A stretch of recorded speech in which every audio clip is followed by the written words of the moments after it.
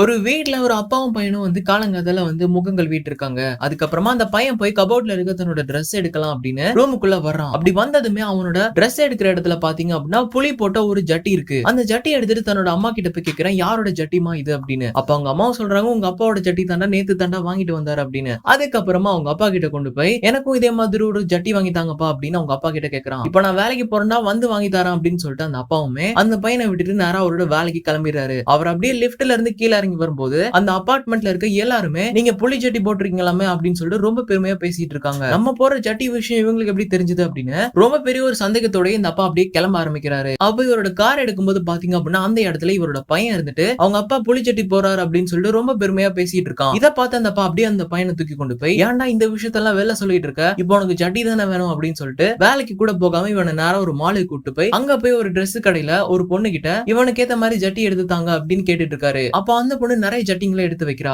அப்ப அதுல பொம்மை போட்டோ ஒரு ஜட்டி எடுத்து, இதோ பாருடா உனக்கு பொம்மை போட்டோ ஒரு ஜட்டி இருக்கு, இதை எடுத்துக்கோ அப்படின்னு கேட்கும்போது அந்த பையனும் சொல்றான், நீ மட்டும் புலி ஜட்டி போட்டுக்குவா, எனக்கு மட்டும் பொம்மை ஜட்டி அப்படின்னு கேக்குறான். இத பார்த்து அந்த கடையில இருக்க பொண்ணு சிரிக்க ஆரம்பிச்சிடறா. அதுக்கப்புறம் ஒரு மாதிரி ஜட்டியையும் வாங்கிட்டு பில்ல குடுக்கறதுக்காக ஒரு தாத்தா கிட்ட வந்ததுமே அவர் சொல்றாரு, இந்த கடையில புலி ஜட்டி மட்டும் இல்ல, இன்னும் நிறைய மிருகங்களோட ஜட்டி இருக்கு அப்படின்னு. அப்ப இந்த பையன் கேக்குறான், நாங்க என்ன ஜட்டி வாங்குறது இருக்கடா, நீங்க என்ன ஜட்டி போட்டிருக்கீங்க அப்படின்னு. இத கேட்ட அந்த தாத்தா ஒரு மாதிரி சிரிச்சு அந்த பையனை அந்த இடத்துல இருந்து அனுப்பிடுறாரு. இவன நேரா வீட்டுக்கு வரான். அங்க பாத்தீங்க அப்படின்னா இந்த பையனோட தாத்தா வந்திருப்பாரு ஊர்ல இருந்து. அப்ப அவரும் எங்கடா ரெண்டு பேரும் போயிட்டு வரீங்க அப்படின்னு கேட்கும்போது இவனும் சொல்றான், நாங்க ஷாப்பிங் பண்ணிட்டு வரோம் அப்படின்னு. சரி வா போய் சாப்பிடலாம் அப்படின்னு அந்த குட்டி பையனை அந்த தாத்தா கூட்டிட்டு போகும்போது இவனுக்குள்ள ஒரு யோசனை வருது, நம்ம அப்பா புலி ஜட்டி போட்டிருக்காரு, நம்மளும் இப்ப புலி ஜட்டி போட போறோம், நம்ம தாத்தா என்ன ஜட்டி போட்டிருப்பாரு அப்படின்னு யோசிச்சு இவன் அடுத்த செகண்டே பாத்தீங்க அப்படின்னா உங்க தாத்தாவோட வேஷ்டி அவுத்துறான். அப்படியே அந்த ஃபனியான ஷார்ட் பிலிமே முடிச்சிடுறாங்க.